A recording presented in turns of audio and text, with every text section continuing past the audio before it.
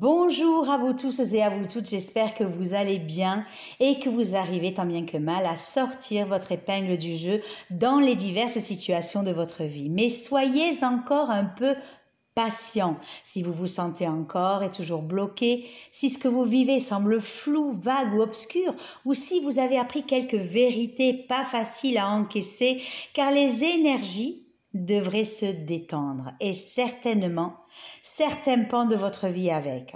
C'est ce qui rend cette nouvelle lune un peu spéciale et par certains côtés assez positive car même si c'est encore tendu par certains endroits, avec la reprise en marche directe de ces trois mastodontes, à commencer par Pluton, qui va reprendre sa marche directe pour cette nouvelle lune du 6 octobre aux alentours de 20h28, suivi de très près par Saturne qui reprendra sa marche directe le 11 octobre, et pour finir par Jupiter le 18 octobre, on va ressentir que cela devient un peu plus léger dans nos vies et que certains choix qui ont été pris en amont seront soit maintenus, soit abandonnés. Cela va donc faciliter le chemin que l'on a à prendre, qui devrait devenir de plus en plus clair. En ce qui concerne Neptune, il faudra attendre le 1er décembre et pour Uranus, vous savez que ce ne sera pas avant janvier 2022 qu'il reprendra sa marche directe. Mercure, quant à lui, a amorcé sa rétrogradation le 27 septembre et reprendra sa marche directe en même temps que Jupiter le 18 octobre. Donc, nous sommes plus proches de la libération que nous le croyons et donc plus proches d'agir en conscience selon ce que l'on aura découvert pendant tous ces mois où ces planètes rétrogradées. Pour ceux qui ne me connaissent pas, je suis Angélique de Ressourcea, astrologue et praticienne en lecture d'âme et en régression dans les vies antérieures et je vais vous parler aujourd'hui de cette nouvelle lune du 6 octobre 2021 qui se fera à 13h05 dans le deuxième décan du signe de la Balance à 13,25 pour la lune et le soleil. Cette nouvelle lune du 6 octobre vient donc rejoindre Mars et Mercure, tous deux aussi dans la Balance. Rappelez-vous, Mars était entré en Balance le 15 septembre pour y séjourner jusqu'au 30 octobre 2021. Quant à Mercure, il y est entré le 30 août pour y rester jusqu'au 30 novembre, puisque comme vous le savez, il rétrograde depuis le 27 septembre. Et si vous vous souvenez de ce que je vous avais dit lors de la pleine lune du 21 septembre, Mars en Balance peut mettre en tension ou en conflit les êtres entre eux ou les situations, surtout si l'on ne se sent pas entendu ni écouté, pris au sérieux si les choses ou les réponses en face ne correspondent pas à nos attentes ou à nos besoins ou à nos désirs, poussant certains d'entre nous à mettre un terme ou à trancher soit une relation, une situation, une association ou un contrat. Eh bien, sachez que c'est toujours d'actualité et c'est encore plus vrai, et ce tant que Mars, en tout cas, sera en Balance. Comme si la mayonnaise montait de plus en plus, rendant nos rapports avec les autres beaucoup plus intenses. En effet, cette nouvelle lune met en lumière nos diverses relations, nos contrats professionnels, nos associations, nos relations de couple. Il y est question ici de nos ambitions, de nos carrières, de nos professions et donc des relations que l'on va aussi entretenir avec la hiérarchie. Et vous savez, pour l'avoir dit maintes et maintes fois, que la nouvelle lune est l'occasion pour nous de commencer quelque chose de nouveau, pour démarrer un nouveau cycle, pour mettre en place de nouveaux projets, pour s'engager dans une nouvelle direction, pour commencer ou chercher un nouveau travail. Cependant, ne perdons pas de vue que Mercure est rétrograde et qu'il est conseillé pendant sa phase de rétrogradation, mais après, chacun est libre en son âme et conscience d'agir comme bon lui semble. Mais il est conseillé de s'introspecter, de faire le point sur sa vie, sur ce que nous vivons tous au quotidien, de prendre un temps pour soi, de réfléchir à la façon dont on s'exprime ou comment on s'affirme face aux autres ou devant l'adversité. C'est une période pour finir ce qui a été jadis commencé, revoir ses écrits, ses paroles, son comportement, des projets qui ont été commencés et qui n'ont jamais été terminés, des choses qui sont restées ou qui ont été laissées en suspens, faute de temps ou qui n'étaient pas encore assez mûres. Ce n'est donc pas une période pour démarrer de nouvelles choses, de nouveaux projets, signer de nouveaux contrats ou de nouvelles relations, puisque vous savez sans doute que tout ce qui se signera ou tout ce qui se fera de nouveau sous la rétrogradation de Mercure risque soit de se terminer avant l'heure, soit de ne plus vous convenir.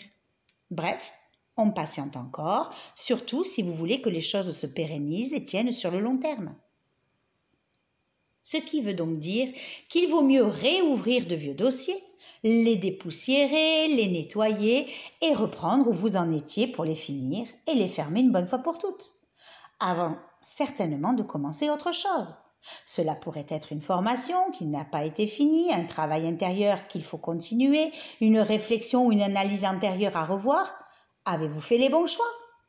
Si vous êtes désireux d'en savoir plus sur ce Mercure rétrograde, je vous invite à aller lire l'article que j'ai posté sur ma page Facebook et dont vous trouverez le lien en dessous de la vidéo. Donc, on risque d'être un tantinet soit peu déstabilisé entre des énergies qui nous invitent au renouveau avec la nouvelle lune et des énergies qui nous poussent à l'introspection avec Mercure rétrograde, comme si on était tiraillé entre ce besoin d'avancer et celui de se retourner intérieurement. Alors, quel est le meilleur comportement à avoir ? Eh bien, puisque nous sommes invités à changer et à transformer les choses avec toutes ces planètes rétrogrades, donnons-leur de la matière et terminons et clôturons enfin tout ce que nous avons entamé avant de vouloir démarrer sur autre chose de nouveau. Vous ne croyez pas que c'est la meilleure chose à faire ? D'autant plus que le quinconce Mercure-Neptune nous demande de modifier et de transformer certaines de nos pensées. Changer la vision que l'on peut avoir sur certaines choses, changer nos perceptions, surtout celles qui peuvent être brouillées ou erronées. Peut-être va-t-il falloir enlever aussi les filtres qui nous empêchent de voir la réalité en vivant certaines expériences de malhonnêteté ou de manque de clarté dans notre communication avec les autres. C'est aussi vrai pour les médias qui enrobent la vérité ou qui continuent à nous faire avaler des couleuvres. Attention aux mensonges dans les relations de couple, les associations et aux déceptions qui peuvent en découler. Il nous faut donc apprendre à ne pas trop s'enflammer et à garder tout de même contact avec la réalité. Il y a toujours des indices qui vous montrent que l'autre n'est pas honnête ou n'est pas aligné avec la vérité. À nous de ne pas croire tout ce que l'on entend ou tout ce qui se dit. Et sachons garder notre discernement intérieur. Il me semble que c'est ce que je vous avais déjà dit et expliqué dans la vidéo de l'équinoxe d'automne, que vous retrouverez bien évidemment en dessous de cette vidéo, qui, ne l'oublions pas, agit toujours en arrière-fond jusqu'au solstice d'hiver. Donc, n'hésitez pas à la regarder à nouveau et à prendre des notes. Attention également à la dissonance Mercure-Pluton, qui peut nous rendre plus suspicieux, jusqu'à tout remettre en question. Ici, il peut y avoir de la provocation, des discussions houleuses ou de la révolte.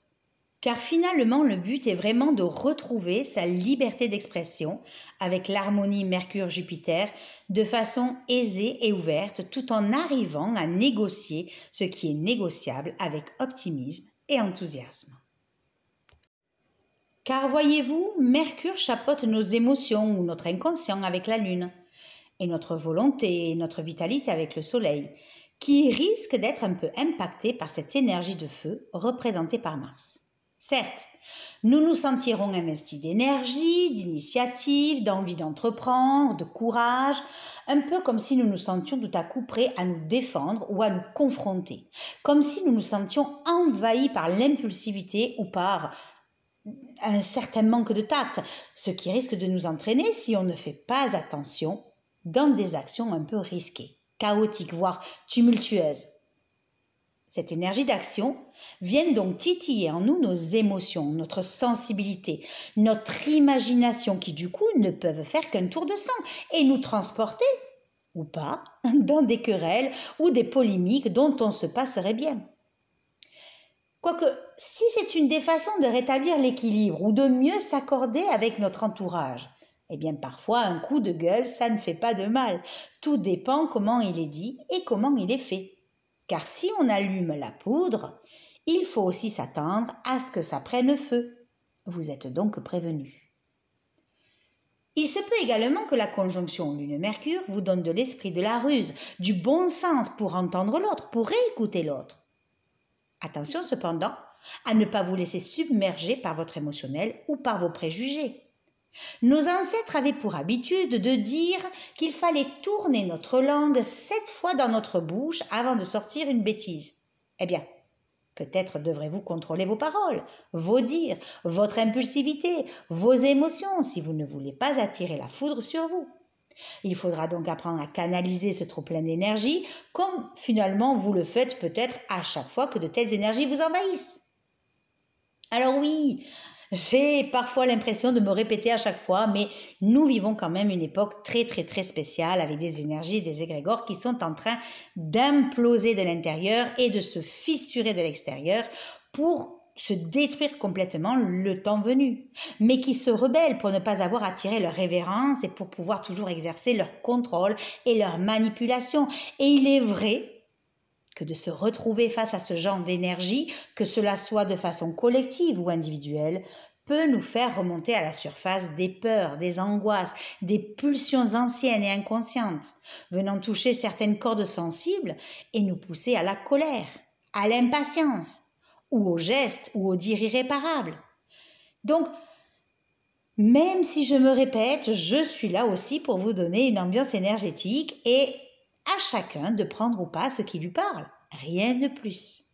Donc, attention aux accidents, aux coupures, aux brûlures, du fait de votre impatience ou de votre négligence à vouloir aller trop vite dans ce que vous faites. Soyez là aussi dans la maîtrise de vos énergies, car la conjonction Mars-Mercure devrait vous amener non seulement une certaine rapidité d'esprit, mais elle n'est pas toujours bien alignée, bien centrée. Elle peut aussi vous pousser à dire des choses sans y mettre la forme, voire à trancher avec certaines relations. À moins que cela soit votre entourage ou certains de vos amis qui se détournent de vous dû à vos sarcasmes ou votre façon de dire les choses.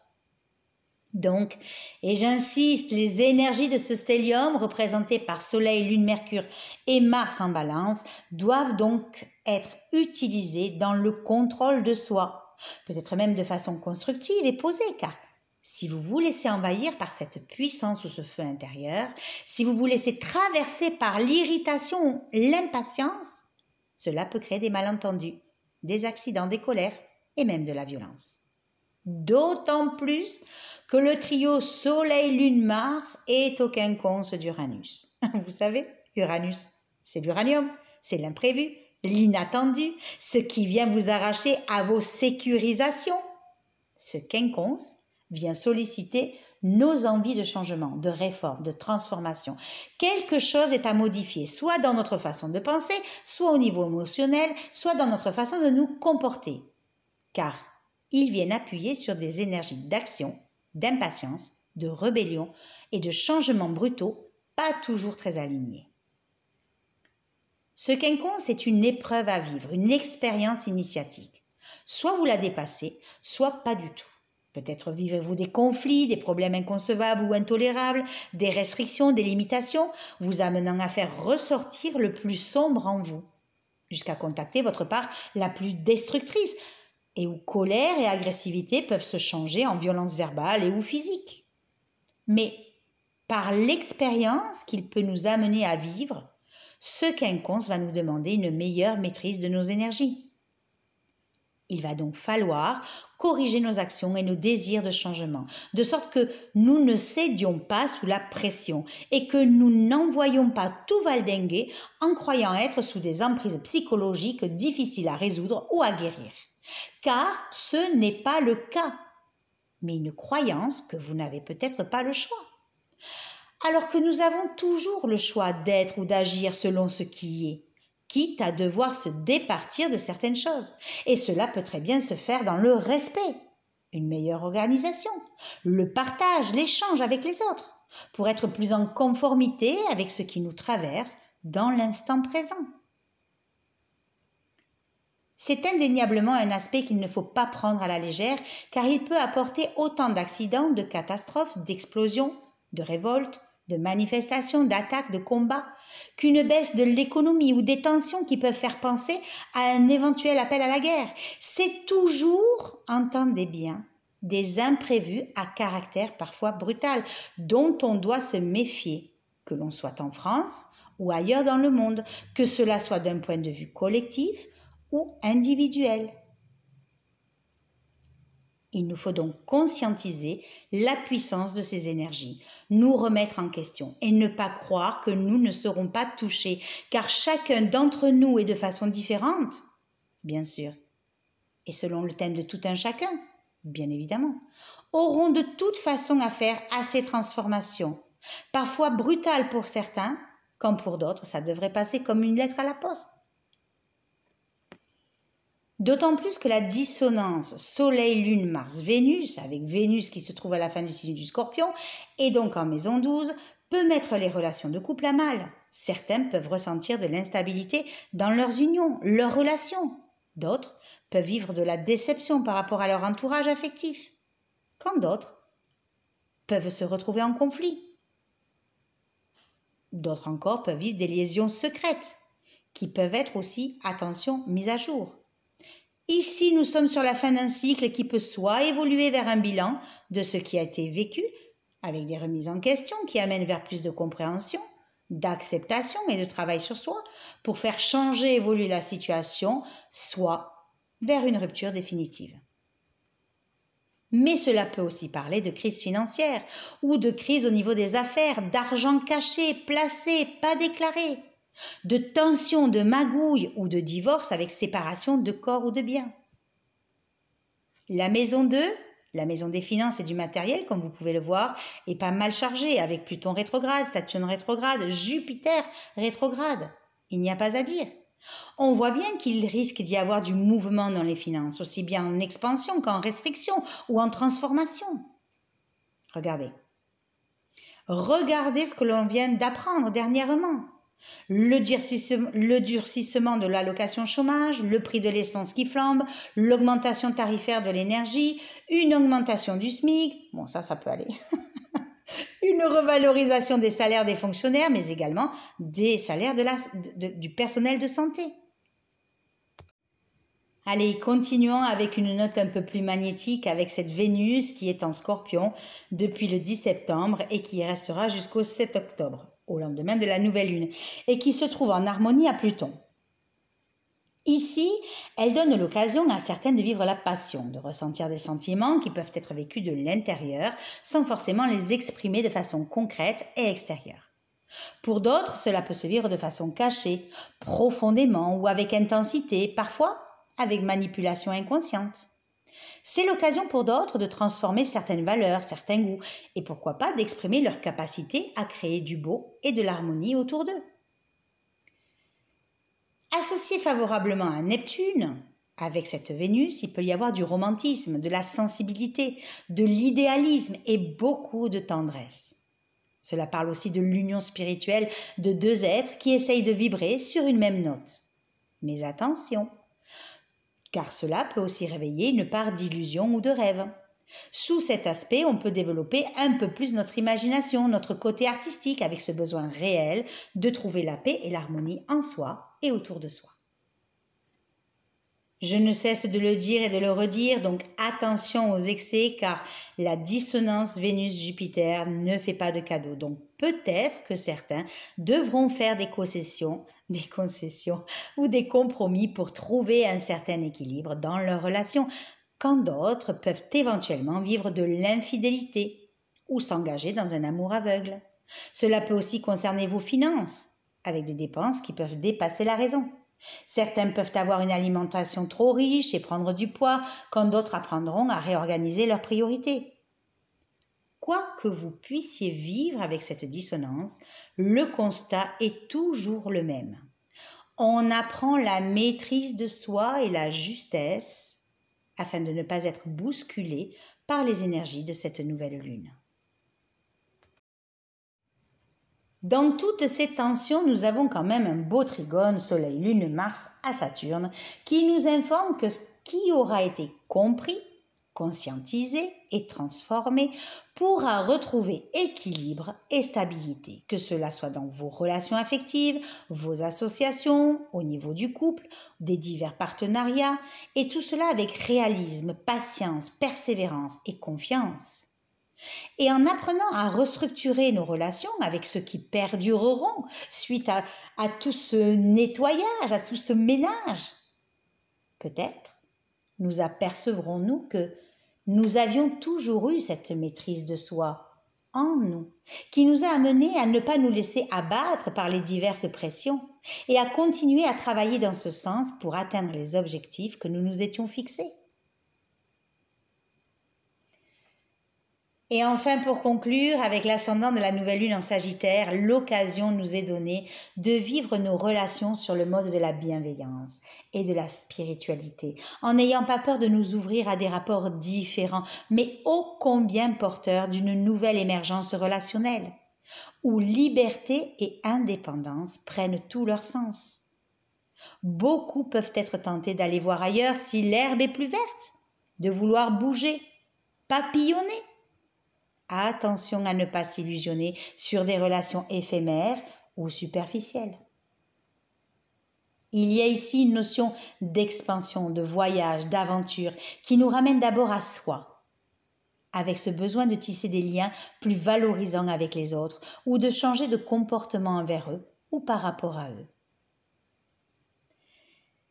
Tout le monde sera touché par cette nouvelle lune en Balance, mais plus particulièrement les deuxièmes décans de la Balance, du Capricorne, du Bélier, du Cancer, ainsi que toute planète, maison ou angle du thème, ascendant, descendant, fond du ciel, milieu du ciel, dans le deuxième décan.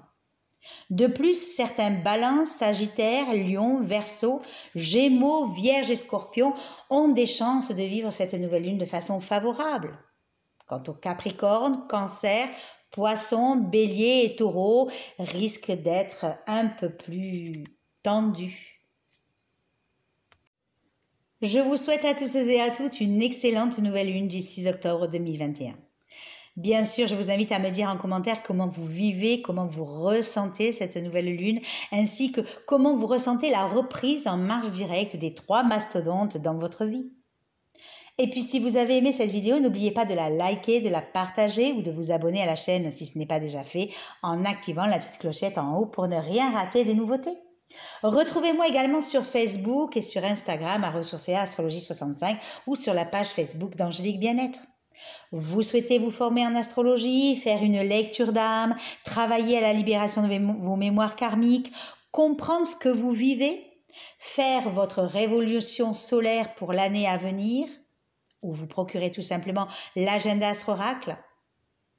Noël arrive à grands pas, alors pensez-y. Ce sont toujours de superbes cadeaux à s'offrir ou à offrir qui peuvent non seulement vous changer la vie, mais aussi changer la vie de la personne à qui vous l'offrez.